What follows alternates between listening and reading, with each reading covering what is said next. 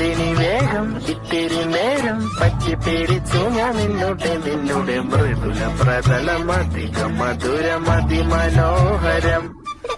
മാനത്തെ അമ്പിളി ചേലത്തെ കൊമ്പിളിൽ കൊണ്ടുവരാനായി സാധിച്ചില്ലെങ്കിലും കാറ്റിലും കോളിലും കൂട്ടു പങ്കിടാം ഞാൻ മതി വരുവോളം.